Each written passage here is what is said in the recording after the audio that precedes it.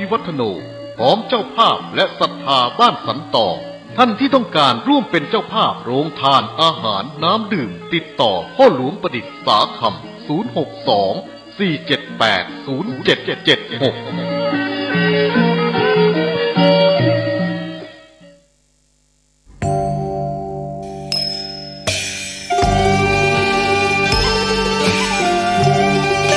เนื่องในวันคล้ายวันกำเนิดครูบาเจ้าศรีวิชัยและครบรอบ144 ปีในวันเสาร์ที่11มิถุนายน2565นี้มูลนิธิครูบาศรีวิชัยจังหวัดเชียงใหม่ขอเชิญชวนชายไทยผู้เลื่อมใสในพระพุทธศาสนาและศรัทธาครูบาเจ้าศรีวิชัยสมัครอุปสมบทเป็นพระภิกษุจำนวน9รูปเป็นเวลา9วันเพื่อเป็นสิริมงคลแก่ตนเองและครอบครัวเป็นรุ่นที่23รุ่นเสริมสรรพมงคลอุปสมบทณวัดพระสิงห์วรมหาวิหารแล้วเข้าไปฝึกปฏิบัติวิปัสสนากรรมฐานที่วัดร่ำเปิงตะโปธารามผู้สมัครจะต้องมีอายุ20ปีบริบูรณ์ขึ้นไปไม่เกิน45ปีไม่เคยอุปสมบทเป็นพระภิกษุมาก่อนต้องเข้าฝึกต้องจำคำขออุปสมบทได้ไม่น้อยกว่า4ครั้งและต้องอุปสมบทได้ครบ9วันไม่ต้องมีรอยสักที่อาจทำให้เสียภาพลักษณ์ของพระภิกษุสงฆ์ผู้อุปสมบทไม่ต้องเสียค่าใช้จ่ายใดๆแต่อาจจะร่วมบริจาคตามแต่จะมีจิตศรัทธาได้ผู้สนใจสอบถามรายละเอียดและสมัครโดยตรงที่พระครูวินัยธรชัชวาลชวนะปัญโยผู้ช่วยเจ้าอาวาสวัดพระสิงห์วรมหาวิหารโทร0818828129หรือที่นายพยูนมีทองคำประธานกรรมการมูลนิธิโทร0897007939ตั้งแต่บัดนี้จนถึงวันศุกร์ที่13พฤษภาคม2565นี้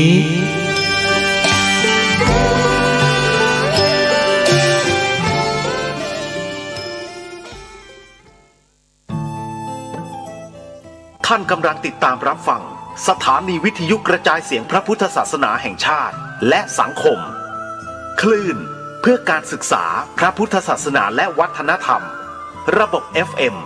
104.5 เมกะเฮิรตซ์รายการต่อไปเป็นรายการคดีโลกคดีธรรม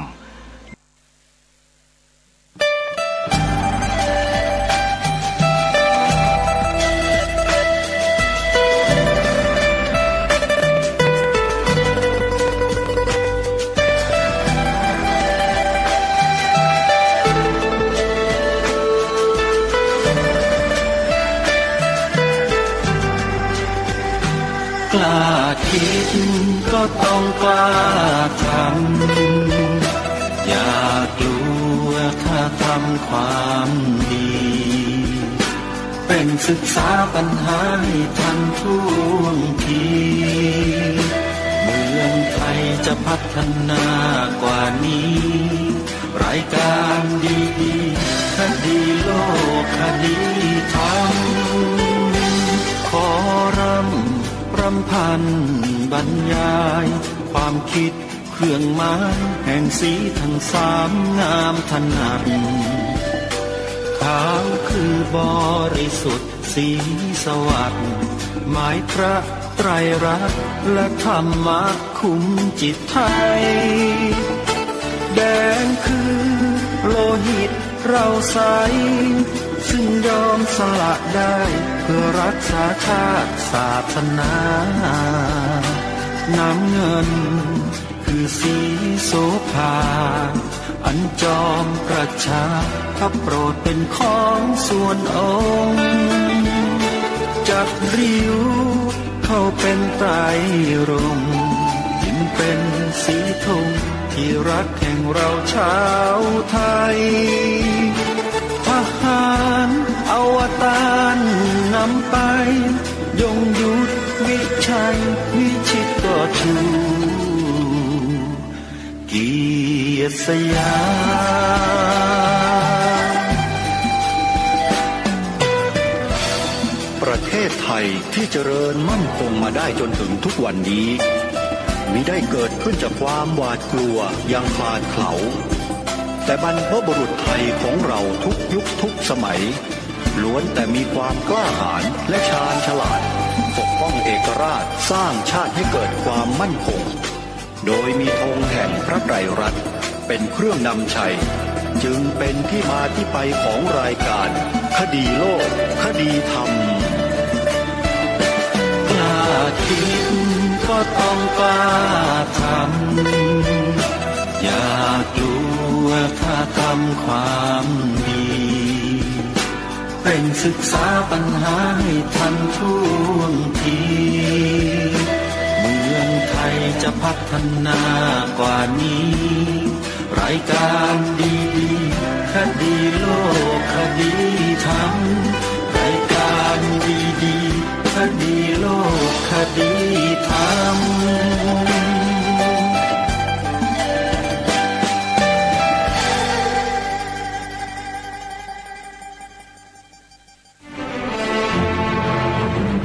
เมืองยุทธหัตถีวรรณคดีขึ้นชื่อเรื่องลือพระเครื่องรุ่งเรืองเกษตรกรรมสูงล้ำประวัติศาสตร์แหล่งปราชญ์ศิลปินภาษาถิ่นชวนฟังองค์การศาสนาพุทธโลกประเทศไทยร่วมกับภาคีเครือข่ายองค์กรชาวพุทธทั่วประเทศขอเชิญร่วมโครงการกิจกรรมสวดมนต์สัญจรตลอดไปทั่วและทอดผ้าป่าสามัคคีสมทบทุนขององค์การเพื่อสร้างความสามัคคีเข้มแข็งและความมั่นคงทางพระพุทธศาสนาให้กับประชาชนชาวพุทธซึ่งเป็นประชากรส่วนใหญ่ของประเทศได้เข้าถึงหลักไตรสิกขาคือทานศีลภาวนาในการนำไปประยุกต์ใช้ชีวิตประจำวันควบคู่กับการอภิปรายทางวิชาการให้ความรู้และสนับสนุนส่งเสริมอาชีพตามแนวทางหลักพุทธธรรมให้ปรากฏเด่นชัดไปทั่วประเทศวันอาทิตย์ที่ 29 เดือนพฤษภาคม พุทธศักราช 2565 ตั้งแต่เวลา 7 นาฬิกาถึง 17 นาฬิกาตลอดทั้งวันณศาลาอาสมพระพรหมเวทีติดกับแหล่งท่องเที่ยวเกษตรกรรมยุทธศาสตร์พระราชาสวนกล้วยบานานาสุพรรณบุรีภายในวัดป่าเลไลวรวิหารอำเภอเมืองสุพรรณบุรีขอเชิญพุทธศาสนิกชนทั่วประเทศจัดทัวร์ธรรมะรวมพลสวดมนต์คนรักพระพุทธศาสนาทอดผ้าป่าเพื่อความมั่นคงเป็นเจ้าภาพโรงทานถวายภัตตาหารสังสรรค์แบบครอบครัวชาวพุทธติดต่อสอบถามโทรศัพท์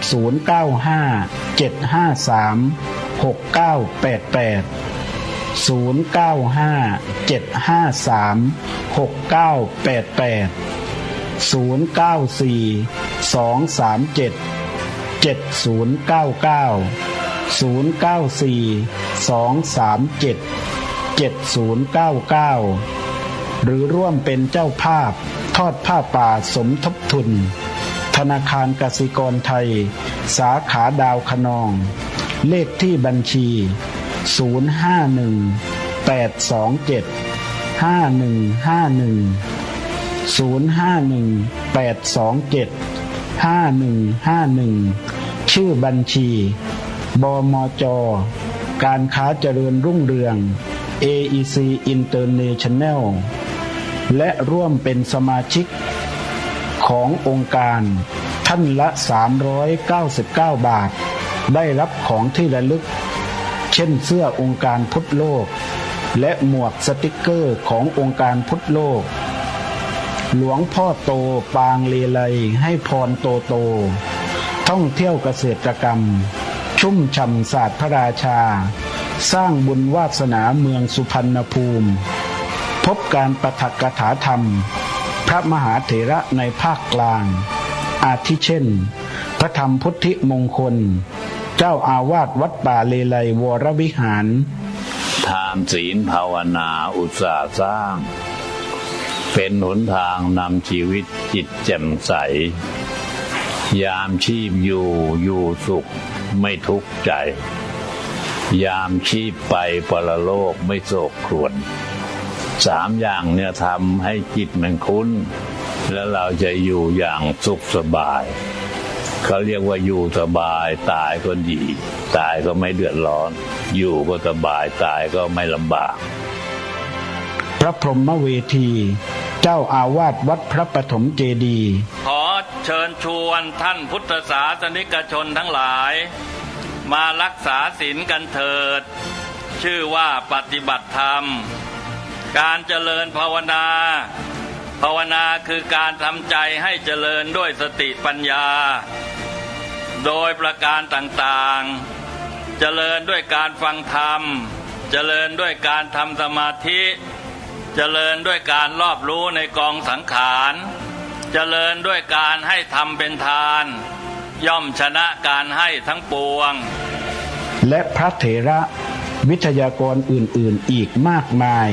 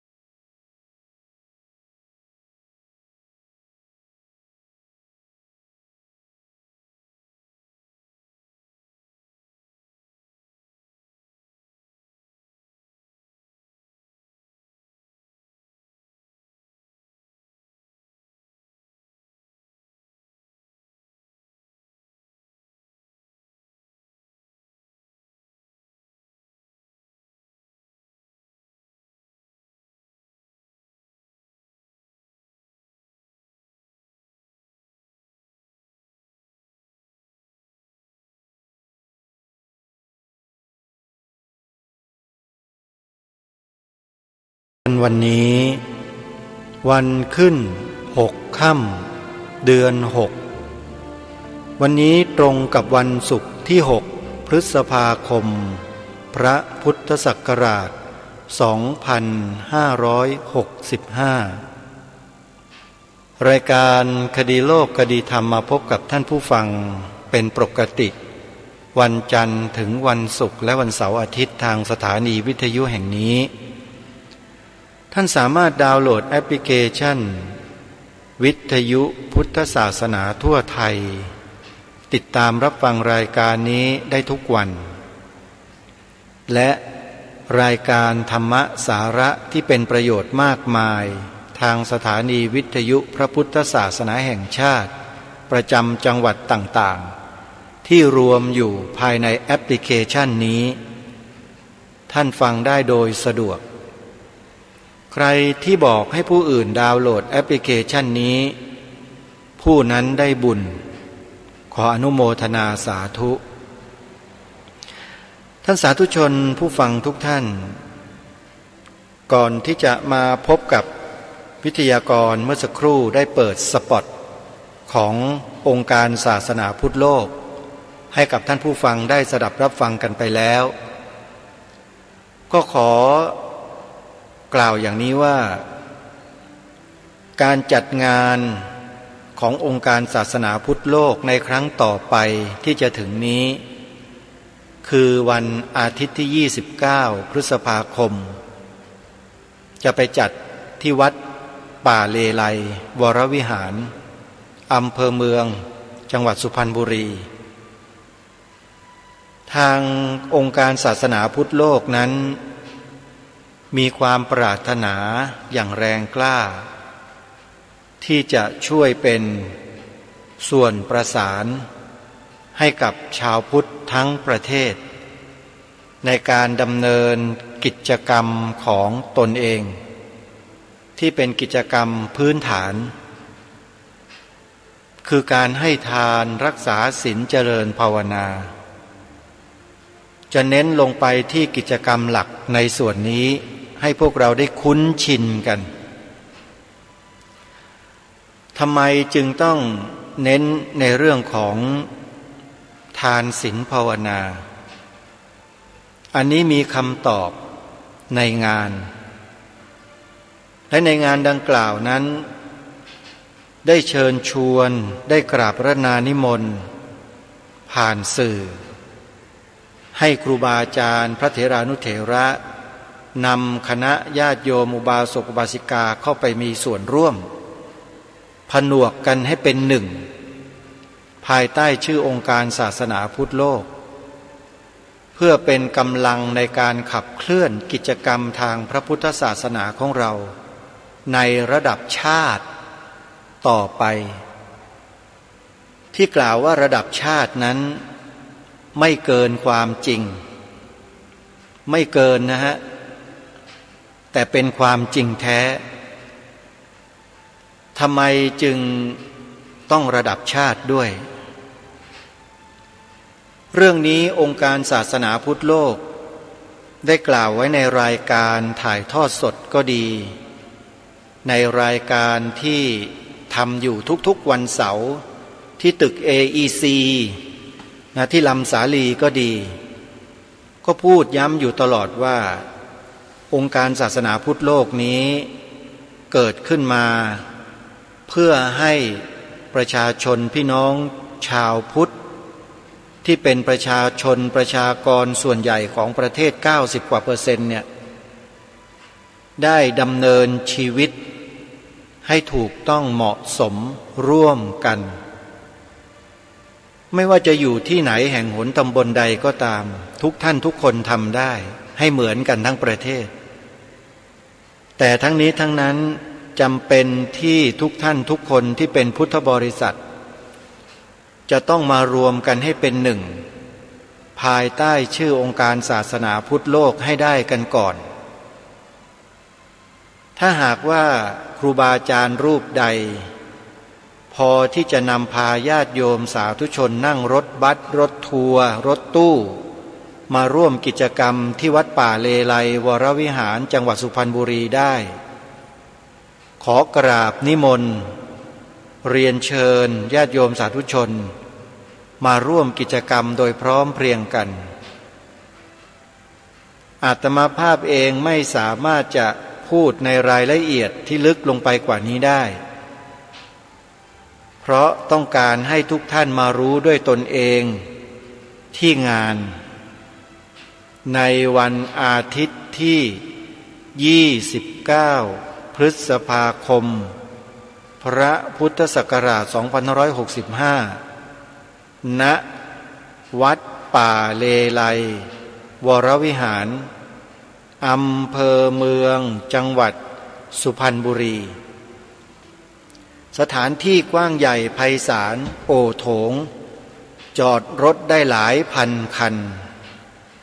จุจำนวนผู้คนเข้าร่วมกิจกรรมถ้าพื้นที่ทั้งวัดเนี่ยนะน่าจะได้ประมาณ 80,000 คนอันนี้เชื่อได้เลยว่าถึงเพราะไปสำรวจพื้นที่มาแล้ว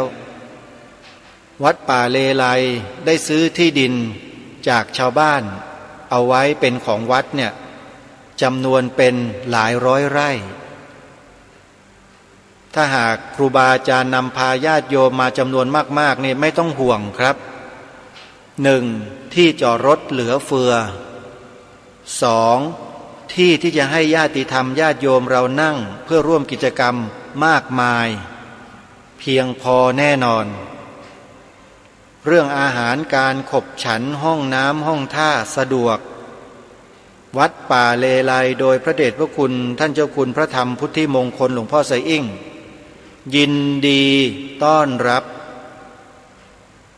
ฝากครูบาอาจารย์ทุกเครือข่ายทุกสายในประเทศไทยนะครับถ้าเราต้องการเห็นความมั่นคงของพระพุทธศาสนาขอให้มากันในวันอาทิตย์ที่29พฤษภาคมศกนี้ที่วัดป่าเลไลอำเภอเมืองจังหวัดสุพรรณบุรีจดหมายเลขโทรศัพท์เพื่อสอบถามรายละเอียดเพิ่มเติมได้เลยนะครับใครที่จะนำพาคณะญาติโยมมาต้องการจะให้ทางองค์การศาสนาพุทธโลกช่วยเหลือเรื่องอะไรโทรศัพท์มาแจ้งบอกล่วงหน้าตั้งแต่บัดนี้เป็นต้นไปนะครับโทรนะฮะโทรแจ้งโทรบอกกันก่อนแล้วจะได้ทราบว่าคณะนี้วัดนี้ นำคณะญาติธรรมมาจำนวนเท่านี้เท่านี้ใช้รถจำนวนกี่คันกี่คันกี่คันเดี๋ยวทางคณะกรรมการเขาจะจัดสรรให้ว่าจะสนับสนุนในการเดินทางอย่างไรโทรศัพท์มานะครับ2หมายเลข095-753-6988และ094-237-7099จะประชาสัมพันธ์ให้ครูบาอาจารย์ของเราชาวพุทธของเราได้รับทราบในกิจกรรมนี้ทุกวันนะฮะในตอนต้นรายการก็จะเปิดสปอตแทนเพลงของรายการคดีโลกคดีธรรมเพื่อให้ญาติโยมสาธุชนครูบาอาจารย์พระเถรานุเถระได้ติดตามรับฟังแล้วทราบรายละเอียดอย่างชัดเจนและถ้ามีข้อสงสัยประการใดก็โทรศัพท์ไปสอบถามตามหมายเลขโทรศัพท์ที่ได้แจ้งไปแล้วนี้2หมายเลขได้ขอเรียนเชิญขอกราบรัตนานิมนต์ครูบาอาจารย์ทุกรูปนะครับเป็นวาระแห่งชาติอันนี้ขอบอกได้เลยว่าเนี่ยของแท้เป็นวาระแห่งชาติเพราะพระพุทธศาสนาของเรานั้นเป็นศาสนาประจำชาติไทยเวลาจะทำกิจกรรมอะไรเกี่ยวกับพระพุทธศาสนาแล้วมันคือวาระของชาติอย่าลืมนะครับโทรศัพท์มาสอบถามรายละเอียดเตรียมญาติโยมสาธุชนที่จะมาร่วมงานให้พร้อมมาใครจัดมาได้มากที่สุดเท่าไหร่จัดมาเลยครับไม่เกี่ยงฮะจะมาเป็นพันเป็นหมื่นเป็นคณะเท่าไหร่ก็มาได้ขอให้มาเถอะครับหลวงพ่อไซอิ่งพระเดชพระคุณท่านเจ้าคุณพระธรรมพุทธิมงคลจัดให้อำนวยความสะดวกให้ไม่ต้องห่วงนะครับติดต่อมาเลยนะฮะนี่ก็เป็นข่าวประชาสัมพันธ์เบื้องต้นสำหรับงานพระพุทธศาสนาของเราในประเทศไทยของเรา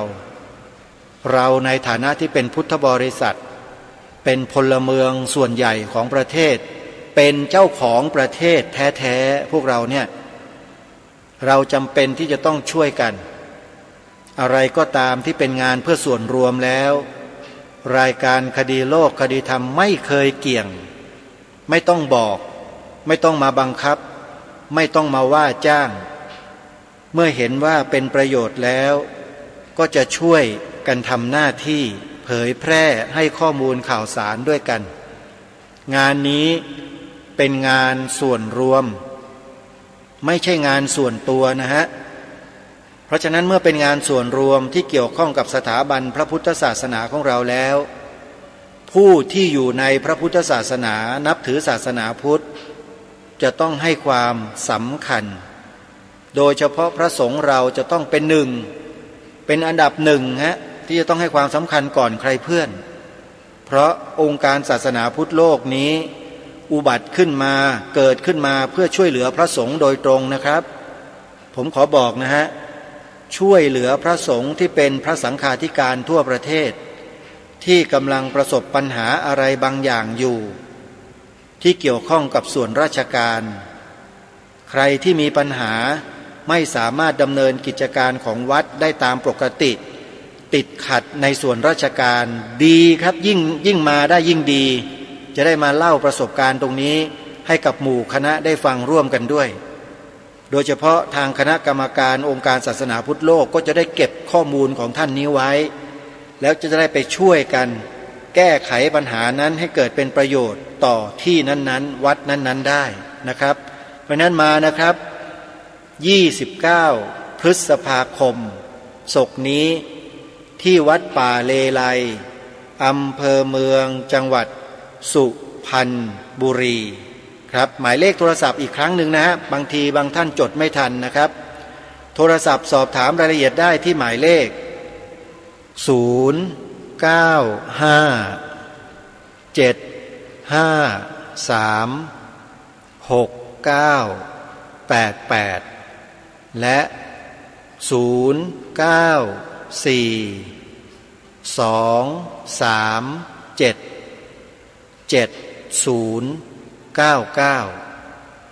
งหมายเลขนี้ครูบาอาจารย์โทรศัพท์สอบถามรายละเอียดได้เลยนะครับว่าจะไปอย่างไรเมื่อไหร่ยังไงไปแล้วจะเป็นอย่างไรจะทำยังไงอะไรต่างๆปรึกษาพูดคุยที่สองหมายเลขโทรศัพท์นี้ได้เลยนะครับท่านสาธุชนผู้ฟังทุกท่านวันนี้รายการคดีโลกคดีธรรมเริ่มต้นด้วยข่าวประชาสัมพันธ์งานส่วนรวมให้กับทุกท่านได้รับทราบเพื่อมีส่วนร่วมด้วยกันแล้ววันนี้ทางรายการก็ได้เตรียมคลิปเสียงของพระอาจารย์มหาอุเทนปัญญาปริทัศน์ตั้งไว้แล้วแต่จะได้เปิดออกอากาศให้ฟังกันในวันนี้ได้หรือไม่นั้นก็ขึ้นอยู่กับเวลาและเนื้อหาสาระในวันนี้ด้วยคือในวันนี้เนี่ยตั้งใจจะมาพูดคุยมาอธิบายให้ข้อมูลเพิ่มเติมกับท่านผู้ฟังที่ติดตามรับฟังรายการเมื่อวานนี้ที่ทางรายการได้นำคลิปเสียงของพระมหาอุเทนปัญญาปริทัศน์วัดชนะสงครามราชวรมหาวิหารบางลำพูมาเปิดให้กับทุกท่านได้ฟังท่านพระมหาอุเทนนั้นได้เอ่ยถึงบุคคลคนหนึ่งที่ทำตัวเหมือนเทวทัตทำตัวเหมือนเทวทัตทำยังไงพยายามที่จะเสนอข้อปฏิบัติที่เคร่งครัดให้แก่องค์สมเด็จพระสัมมาสัมพุทธเจ้าทรงบัญญัติรับรองให้พระสงฆ์ทั่วชมพูทวีป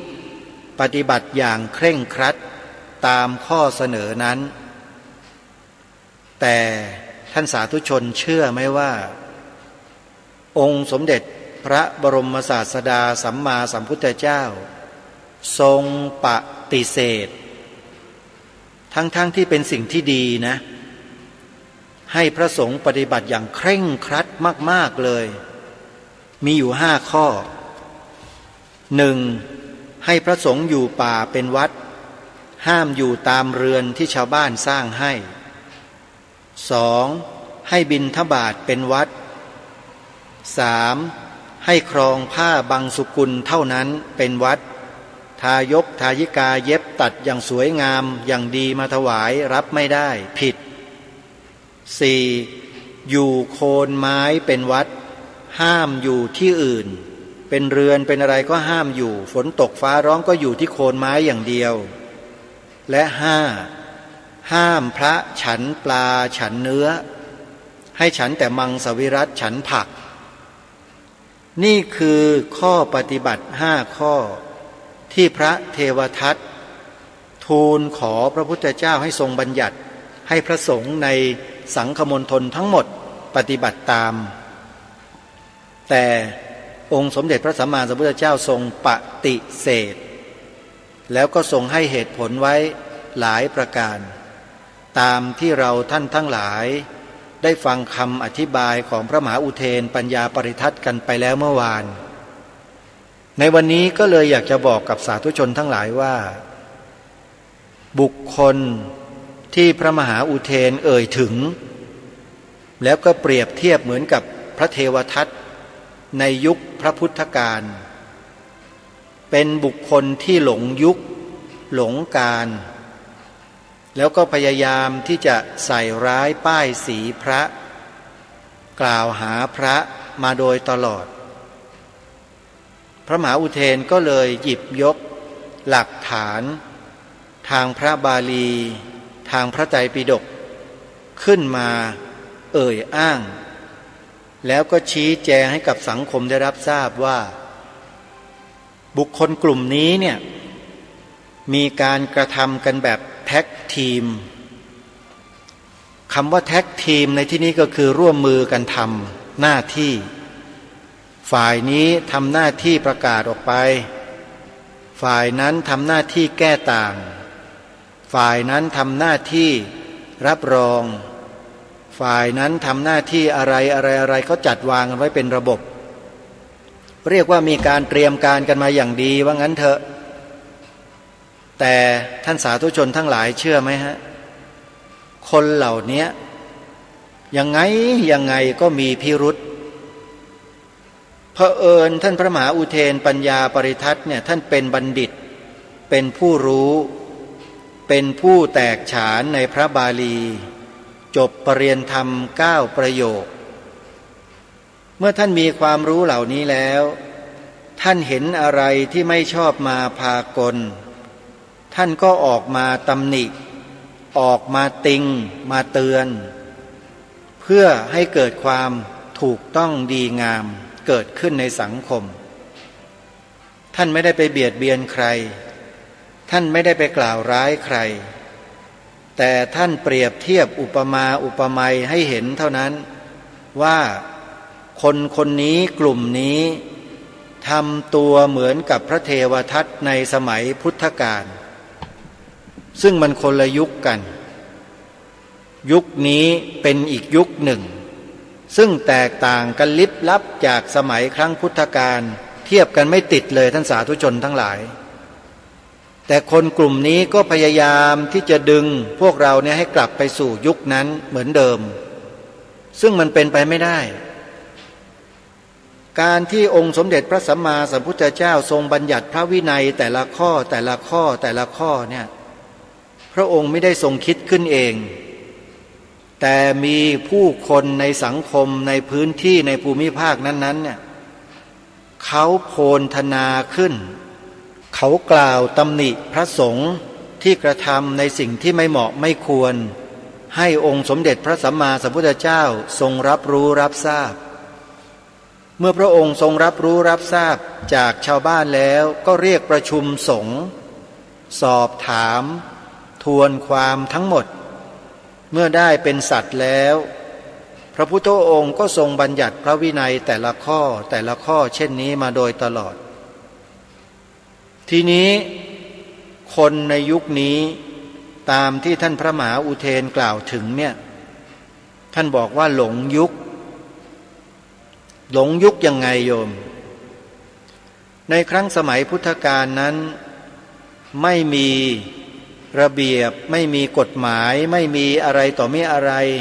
ที่มันเป็นเหมือนอย่างทุกวันนี้เลยการจะไปไหนมาไหนทำอะไรก็แล้วแต่ก็ไม่ได้ติดขัดในเรื่องของการจะต้องใช้จ่ายเงินจ่ายทองอะไรทั้งสิ้นสะดวกไม่ลำบากเพราะใช้เท้าเดินกันทั้งนั้นไฟฟ้าก็ไม่ต้องไปจ่ายค่าไฟ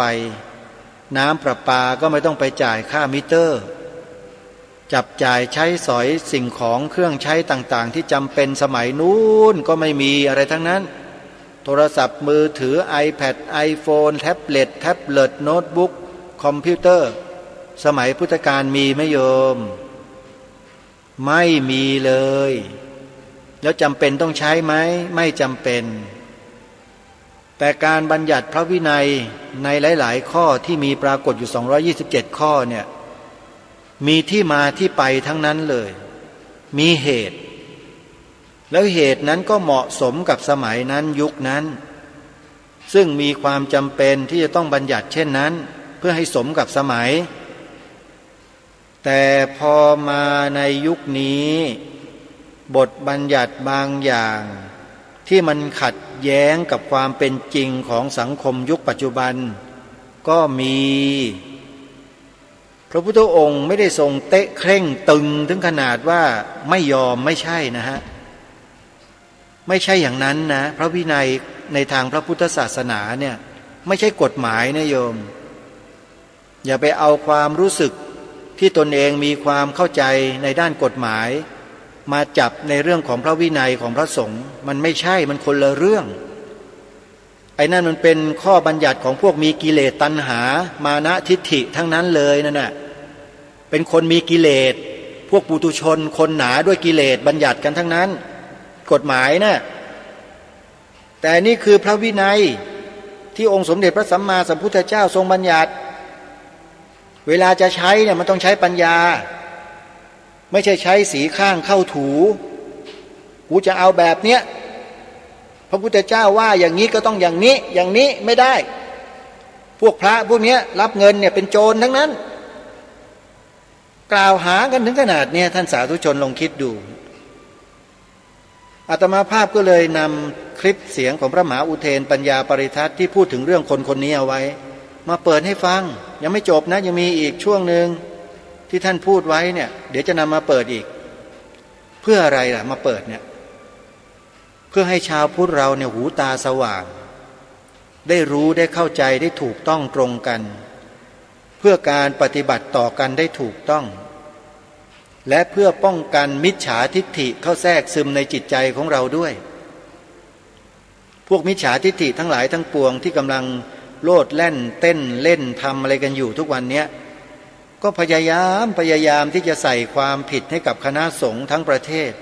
อยู่ตลอดเวลาตามที่ท่านพระมหาอุเทนปัญญาปริทัศน์เอ่ยชื่อเอ่ยนามมาทั้งหมดนั่นแหละแก๊งเดียวกันหมดเลยอาตมาภาพไม่ทราบไม่รู้จักคนพวกนี้ไม่เคยรู้จักเลยแต่เมื่อมาได้ยินพระมหาอุเทนปัญญาปริทัศน์ได้กล่าวถึงอ้างถึงหลักฐานเหตุผลที่มาที่ไปแล้วเนี่ยหูตาสว่างแล้วก็เริ่มเข้าใจกลุ่มคนพวกนี้มากยิ่งขึ้นถ้าหากไม่มีพระอย่างพระมหาอุเทนมาอธิบายให้ความรู้ในเรื่องเหล่านี้แล้วอาตมาภาพเชื่อว่าชาวพุทธทั้งประเทศรวมทั้งอาตมาด้วยก็ยังโง่อยู่อย่างนี้แหละยังหูตาไม่สว่างสักทีหนึ่งเพราะไม่มีพระในประเทศนี้รูปไหนเลยที่จะออกมาช่วยแก้ปัญหาเรื่องนี้เลยไม่ว่าจะเป็นส่วนราชการที่เกี่ยวข้องไม่ว่าจะเป็นคณะสงฆ์ไม่ว่าจะเป็นใครก็แล้วแต่เถอะไม่เห็นออกมาแสดงมากล่าวมาอธิบายความเหมือนอย่างที่พระมหาอุเทนปัญญาปริทัศน์ท่านทำตรงนี้เลยก็เพิ่งจะเห็นองค์เดียวนี่แหละที่ท่านออกมาทำหน้าที่ของท่านแล้วเท่าที่ดูเนี่ยท่านไม่ได้อยู่ภายใต้การบังคับของใครไม่ได้ขึ้นอยู่กับคำสั่งใครด้วยท่านทำโดยหน้าที่ด้วยจิตสำนึกของท่านจริงๆนี่แหละพระแบบนี้คนแบบนี้แหละโยมที่อาตมาภาพนับถือไม่ต้องรอให้ใครมาสั่งไม่ต้องคอยให้ใครมาบังเหียนมาดึงมาลากจูงไปนู่นทีไปนี้ทีไม่ต้องนะอะไรที่ถูกต้องเป็นสิ่งที่ดีทำเลยมันจะขัดอกขัดใจมารเปรตผีที่ไหนก็ช่างช่วยไม่ได้นี่ก็อยากเป็นเปรตเป็นมารเป็นผีกันเองใช่ไหมไม่ยอมเป็นพุทธะกันสักทีหนึ่งก็ช่วยไม่ได้อยู่แล้วเราก็ทำหน้าที่ของเรานำสิ่งที่ถูกต้องสิ่งที่เป็นประโยชน์มาช่วยกันเผยแพร่มาบอกกล่าวให้กับทุกท่านได้รับรู้รับทราบเพื่อทุกท่านจะได้นำไปถือได้ถูกต้องนำไปกล่าวได้ถูกต้องนำไปปฏิบัติได้ถูกต้องให้ตรงกันสร้างทิฏฐิสามัญญตาให้เกิดขึ้นในหมู่ชาวพุทธของเราการทำแบบนี้ต้องรอคำสั่งเหรอต้องรอเหรอไม่จำเป็นนะดีไม่ดีถ้ารออยู่อย่างเดียวนี่ก็หมดเลยประชาชนคนไทยชาวพุทธที่ไม่ได้ศึกษาไม่ได้เรียนรู้พระธรรมวินัยมาก่อนก็ถูกคนพวกนี้ครอบงำเกลี้ยงหมดไม่มีเหลือแล้วอนาคตจะเป็นยังไงทราบไหมท่านโยมเหล่านี้ก็ไม่ทำบุญกับพระสงฆ์ไงที่เคยทำอยู่ก็เลิกไม่ทำเพราะคิดว่าพระสงฆ์เป็นโจรเหมือนอย่างที่คนนี้เขากล่าวหาไงเป็นโจรไงฮะไปปลูกฝังในสิ่งที่ผิดให้แก่ประชาชนอยู่อย่างต่อเนื่องโดยไม่มีฝ่ายใดรับผิดชอบดูแลมันหมายความว่าไงประเทศนี้มันหมายความว่าไงศาสนาพุทธเนี่ยท่านคิดว่าเป็นเพียงแค่ศาสนาเหมือนอย่างศาสนาอื่นๆเหรอมีฐานะเท่ากับศาสนาอื่นหรือเปล่าจึงไม่ได้สนใจไม่ใส่ใจอะไรกันเลยเนี่ยถ้าใครคิดอย่างนั้นก็เตรียมตัวได้เลยนะท่านนะถูกตั้งข้อหาทันทีว่าเป็นพวกแปรพักหนอนบ่อนไส้หรืออาจจะเป็นไส้ศึกอาจจะเป็นทั้ง2-3 อย่าง4อย่างนี่แหละหรือประเภทที่ว่าชักน้ำเข้าลึกชักศึกเข้าบ้านจะเป็นอย่างนั้นหรือไม่ อันนี้ก็แล้วแต่เจตนาของแต่ละคนแต่ละท่านที่กล่าวที่แสดงที่กระทำให้เกิดผลขึ้นในบ้านนี้เมืองนี้อย่างไรมันขึ้นอยู่กับผลไงฮะทีนี้ไอ้สิ่งที่มันเกิดขึ้นที่เป็นผลตอนนี้คือความคิดเห็นของประชาชนชาวพุทธในประเทศไทยแตกแยกการแตกแยกมันเป็นผลดีหรือเป็นผลร้ายล่ะโยมเป็นผลดีหรือผลร้ายผลร้ายใช่ไหมเมื่อเป็นผลร้ายแล้วทำไมผู้ที่รับผิดชอบมีอำนาจหน้าที่ดูแลกิจการพระศาสนาเนี่ยจึงไม่ออกมาแก้ไขไม่ออกมาแก้ต่างไม่ออกมาแก้ปรับประวาททำไมไม่ทราบอาตมาภาพไม่ทราบจริงๆว่าทำไมแต่อาตมาชื่นชมพระมหาอุเทนรูปเนี้ยที่มีสำนึกรับผิดชอบที่เป็นคนที่รู้จักบุญคุณของพระศาสนาออกมาแก้ต่างในฐานะที่ตนเองเป็นผู้รู้เป็นผู้ศึกษามาดีเป็นผู้มีความสามารถขอชื่นชมนะเป็นการส่วนตัวพระมหาอุเทนปัญญาปริทัศน์กล้าเอ่ยชื่อนามสกุลของคนกลุ่มนี้ชัดเจนโดยไม่กลัวภัยอะไรทั้งสิ้นอาตมาภาพนอกจากจะชื่นชมและไม่ชื่นชมเปล่ายังช่วยนำคลิปเสียงท่านมาเผยแพร่ให้ด้วยเพื่อให้ชาวพุทธเรานั้นได้รู้ที่ผ่านมาก็ไม่รู้เราไปหลงไหลกันอยู่นั่นแหละไปเชื่อฟังเขาอะทีนี้เมื่อฟังพระมหาอุเทนปัญญาปริทัศน์แล้วเข้าใจหรือยังถ้ายังไม่เข้าใจเดี๋ยววันพรุ่งนี้มาฟังกันอีกคลิปหนึ่งพูดในลักษณะเดียวกันแต่เป็นคนละคลิปอาจจะมีอะไรเพิ่มเติมเข้ามาอีกเป็นพิเศษทำให้เรานั้นมีความรู้แจ่มแจ้งมากยิ่งขึ้นเดี๋ยววันพรุ่งนี้มาติดตามรับฟังกันสำหรับในวันนี้เนี่ยอาตมาภาพขอสรุปในช่วงท้ายรายการนี้ว่าการที่ชาวพุทธในประเทศไทยของเรานั้นนับถือศาสนาพุทธเป็นสิ่งที่ดีในเบื้องต้นนะฮะเป็นสิ่งที่ดีแล้วที่ท่านเลือกนับถือศาสนาพุทธแต่ถ้าจะให้ดียิ่งขึ้นไปเมื่อท่านนับถือศาสนาพุทธแล้วเนี่ยท่านต้องรู้หลักการของศาสนาพุทธด้วยว่าหลักการของพระพุทธศาสนานั้นคืออะไรหลักการในที่นี้คือหลักปฏิบัติหลักปฏิบัติมีอยู่3ประการ3ข้อที่ชาวพุทธทั้งฝ่ายบรรพชิตและฝ่ายคฤหัสถ์ญาติโยมจะต้องปฏิบัติ3ข้อนี้เป็นพื้นเป็นหลักถ้าเป็นพระสงฆ์นักบวชในพระพุทธศาสนาก็มี3ข้อคือศีลสมาธิปัญญาไม่ต้องอธิบายขยายความทุกท่านไปเสิร์ชหาใน Google แล้วท่านจะรู้เอง2ฝ่ายคฤหัสถ์ญาติโยมก็มีข้อปฏิบัติ3ข้อเป็นหลักคือทานศีลภาวนาทั้ง3ข้อไม่ว่าจะเป็นส่วนของบรรพชิตหรือของคฤหัสถ์พระพุทธองค์ทรงให้คำนิยามว่าไตรสิกขาลึกซึ้งมากละเอียดมากสุขุมคัมภีรภาพอย่างมากถ้าใครไม่เคยศึกษาวิเคราะห์เจาะลึกเรียนรู้ถึงไตรสิกขาให้อย่างละเอียดละออท่านจะเฉยๆท่านจะไม่เห็นความสำคัญอะไรมากท่านก็จะฟังผ่านๆไปเท่านั้นแต่ถ้าคนที่เขามีความรู้สึกสัมผัสได้จริงกับหลักไตรสิกขาแล้วเนี่ยเขาจะไม่อยู่นิ่งเฉย แล้วเขาจะทำหน้าที่ต่อไปแจกของส่องตะเกียงกันต่อไปเพื่อให้คนไทยเรานั้นตื่นรู้แล้วก็มาช่วยกันดูแลประเทศชาติพระพุทธศาสนาและสถาบันพระมหากษัตริย์ของเรา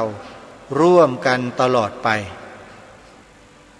นี่คือสิ่งที่นำมาปรารภในรายการวันนี้เพื่อสรุปความที่ได้เปิดออกอากาศให้ท่านสาธุชนได้ฟังไปเมื่อวานนี้ถึงบุคคลคนหนึ่งและกลุ่มของเขาทั้งหมดได้ร่วมขบวนการสร้างเรื่องขึ้นมาโดยอ้างพระวินัยขององค์สมเด็จพระสัมมาสัมพุทธเจ้าข้อเดียวมี227ข้อนำมาข้อเดียวแล้วก็มาตีใส่พระสงฆ์ในประเทศไทยนะเอามาตีจนกระทั่งเรียกว่ายับพระสงฆ์ของเรานี่ก็เข้มแข็งอดทนกันพิลึกเงียบสนิทเลยพระสงฆ์เราเนี่ยตั้งแต่กรรมการมหาเถรสมาคมลงมาจนถึงพระทั่วๆไปนี่เงียบหมดเลยไม่มีใครไปตอบโต้คนคนนี้มีก็มีอยู่รูปเดียวนะที่จะมาภาพทราบไปออกทีวีอยู่ท่านพระครูประหลัดทีละวัฒวัฒน์อะไรของแกนั่นน่ะนะที่อยู่สำนักพุทธชยันตีพุทธมณฑลสาย3นั่นน่ะเห็นอยู่รูปเดียวแล้วก็เนี่ยพระมหาอุเทนปัญญาปริทัศน์อีกรูปหนึ่งแล้วก็มีทิศอีกคนหนึ่งอยู่ทางอีสานเนี่ยเวลาแกขับรถเนี่ยแกก็จะพูดเรื่องนี้อยู่ตลอดเห็นอยู่3ท่านนี่แหละในประเทศไทยนะเท่าที่เห็นอยู่อาตมาภาพเองติดตามบุคคลเหล่านี้อยู่ติดตามทั้งฝ่ายนู้นด้วยฝ่ายขบวนการนั้นด้วยแล้วก็ฝ่ายพระสงฆ์เราที่ทำหน้าที่ตรงนี้แล้วก็รหัสญาติโยมด้วยก็เลยเห็นว่าถ้าปล่อยไว้เฉยๆเราไม่ช่วยด้วยเนี่ยเห็นทีเรื่องนี้ก็จะอยู่แค่นี้เองไปไหนไม่ได้เพราะไม่มีใครรู้ไม่มีใครเห็นก็เลยนำมาเปิดออกอากาศให้ฟังกันไปเสียเลยเพื่อทุกท่านทุกคนก็จะได้ช่วยกันเผยแพร่เรื่องนี้ให้กว้างขวางร่วมด้วยช่วยกันเป็นการปกป้องคุ้มครองพระพุทธศาสนาของเราอีกทางหนึ่งด้วยการช่วยเผยแพร่คลิปเหล่านี้ช่วยกันนะโยมนะ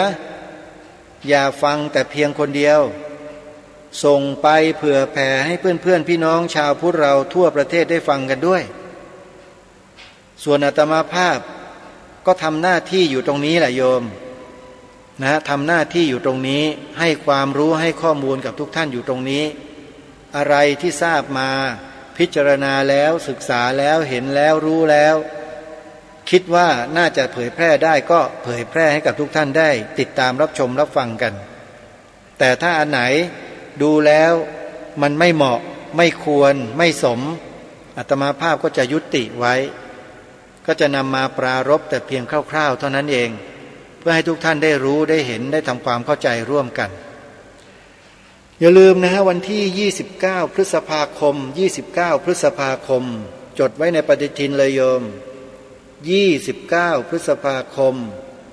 ระดมชาวพุทธครั้งใหญ่ที่วัดป่าเลไลสุพรรณบุรีขอเชิญทุกท่านได้นำคณะทัวร์คณะญาติโยมเดินทางเข้ามาที่สุพรรณบุรีได้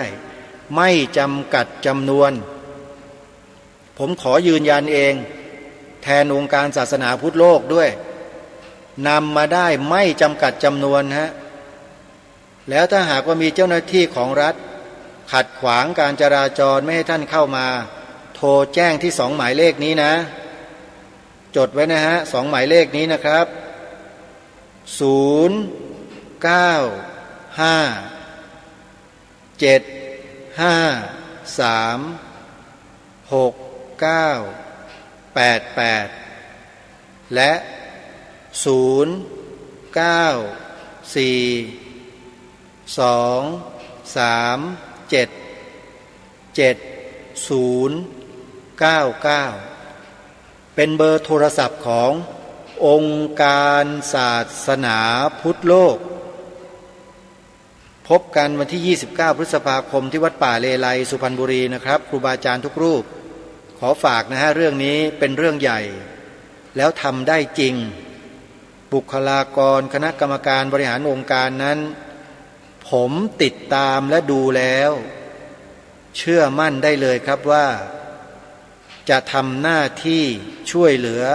วัดวาอารามในพระพุทธศาสนาทั่วประเทศได้จริงช่วยทำให้ชาวพุทธมีเกียรติและมีศักดิ์ศรีบนผืนแผ่นดินไทยผืนนี้ได้จริงจึงได้นำมาประกาศเชิญชวนพวกเราได้ร่วมด้วยและช่วยกันสมัครเป็นสมาชิกกันให้มากๆเงินเพียงแค่ไม่กี่ร้อยบาทกับชีวิตของพระพุทธศาสนาในประเทศไทยเนี่ยท่านว่ามันแพงเกินไปไหมเงินแค่ไม่กี่ร้อยบาทเนี่ยมาช่วยกันตั้งเป็นกองทุนมหึมาทั่วประเทศเพื่อทำงานใหญ่กันทั้งบ้านทั้งเมืองทั้งแผ่นดินจะบอกว่าเป็นการกอบกู้พระพุทธศาสนากลับมาให้เป็นใหญ่ในบ้านเมืองนี้ก็ไม่ผิดทำได้จริงนะเพราะฉะนั้นขอฝากให้ทุกท่านได้ช่วยกันพิจารณาสอบถามรายละเอียดตามหมายเลขโทรศัพท์ที่แจ้งไปแล้วนั้นให้ดีตั้งคำถามให้ดีๆนะท่านนะถามแล้วได้คำตอบเลยนะคือองค์การศาสนาพุทธโลกวันนี้เวลาของรายการหมดลงแล้วอาตมาภาพต้องขอสมมุติยุติรายการไว้แต่เพียงเท่านี้ไว้พบกันใหม่ในวันต่อไปขอความสุขความสวัสดีในธรรมแห่งองค์สมเด็จพระบรมศาสดาสัมมาสัมพุทธเจ้าจงปรากฏเกิดมีขึ้นในจิตใจของท่านผู้ฟังทุกท่านทุกคนเทินขอเจริญพรกล้าคิดก็ต้องกล้าท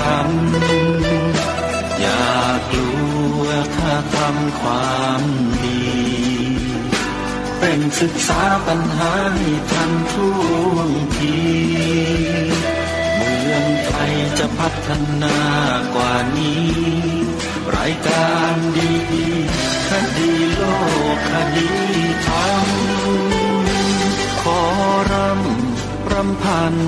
บรรยายความคิดเครื่องหมายแห่งสีทั้งสามงามถนัดขาวคือบริสุทธิ์สีสวัสดิ์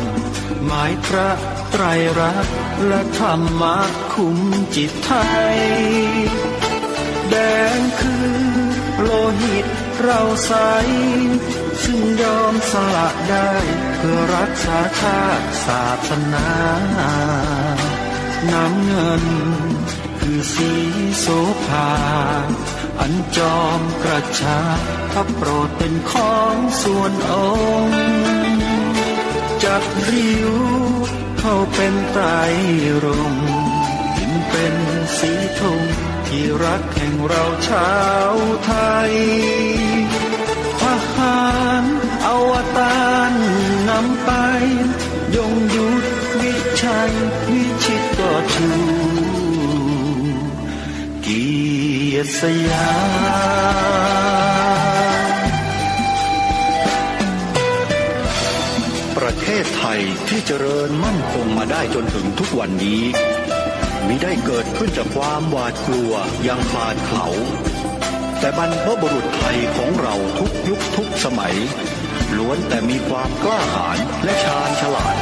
ปกป้องเอกราชสร้างชาติให้เกิดความมั่นคงโดยมีธงแห่งพระไตรรัตน์เป็นเครื่องนำชัยจึงเป็นที่มาที่ไปของรายการคดีโลกคดีธรรมกล้าคิดก็ต้องกล้าทำอย่ากลัวถ้าทำความดีเป็นศึกษาปัญหาให้ทันท่วงทีเมืองไทยจะพัฒนากว่านี้รายการดีคดีโลกคดีธรรมรายการดีคดีโลกคดีธรรม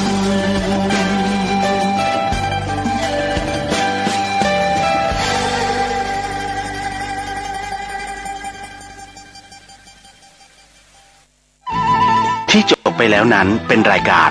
คดีโลกคดีธรรม ดำเนินรายการโดยพระครูประหลัดณรงค์ฤทธิ์